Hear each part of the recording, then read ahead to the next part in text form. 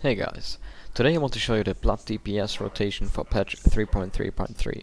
There are two general valid builds for the Blood spec, and they differ simply by one talent point at the Glyph.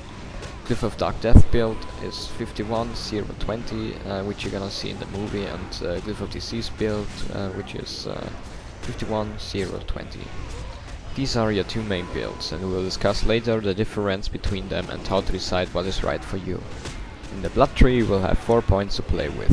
If you're looking for absolute max DPS, you will want to go with 3 or 3 bloodworms and 1 point into improved blood. Why? Bloodworms will add a little DPS, and your other options being Mark of Blood and Vampiric Blood, both of which require the use of a blood rune, and that's one less hard strike. In the unholy tree the most common line of thinking goes Ravenous Dead, Bloodcake Blade, Necrosis. From my own experience, I found PCB to be slightly higher than 1% DPS per talent point, whereas Necrosis was slightly less than 1% per talent point. Keep in mind tough that Necrosis can effectively crit, whereas PCB cannot, so people with very high crit rates may see a swing in the relative value of these two talents. Typically you max all three, but if you want to play around, have at it. Morbidity works itself out to be approximately 0.6% DPS per point, which is why we removed the point from there for our Glyph of Disease build, which requires 2 of 2 epidemic. The Glyph of Disease and Glyph of DarkDeath builds have different rotations, and in order to make the most out of each build it's important that you use the correct rotation. For both rotations you will be able to dump 2 death cores at one break, and then one at the other.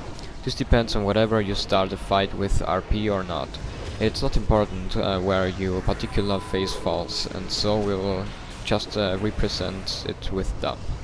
Glyph of DarkDeath rotation is Icy Touch, Blacker Strike, Hard Strike, Hard Strike, Death Strike, Dump, Death Strike, Hard Strike, Hard Strike, Hard Strike, Hard Strike, Dump.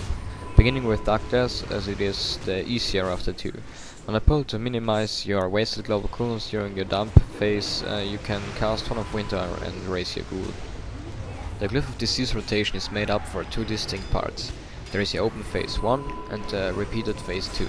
You begin with the 1 rotation to set up your diseases, and then repeat 2 until your diseases fall off somehow or the enemy dies. Bloodstrange is its ability to do exceptional single or double target DPS. Once you exceed 3 or 4 enemies, you would be much better suited to using an unholy off-spec for AoE fights. Most of the AoE in ICC currently are trash fights, which isn't the main concern of this guide.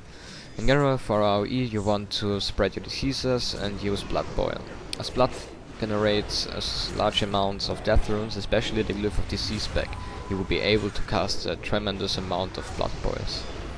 In general, Blood Boil begins to outperform Hard Strike at around 5 or 6 targets. Your melee may vary, use a scrolling combat mod that shows the sum of your AoE attacks, or else it will be very hard to tell it yourself. Dancing Rune Weapon will gain buffs you have before casting it, but it will not get things used after, for example Hysteria, potions, etc. Hard strikes from Dancing Rune Weapons also are affected by its diseases, and the diseases will stay even after Dancing Rune Weapon has expired. For this reason it is proper to cast Dancing Rune Weapon before refreshing your diseases. In 3.3 Dancing Rune Weapon now currently acts as a debuff on your target. This puts us a little bit more at the mercy of Blizzard's pet AI, unfortunately. In its current form the Dancing Rune Weapon is making its way behind your target, so parries shouldn't still be minimized. Your Dancing Rune Weapon checklist looks something like this, in order of importance.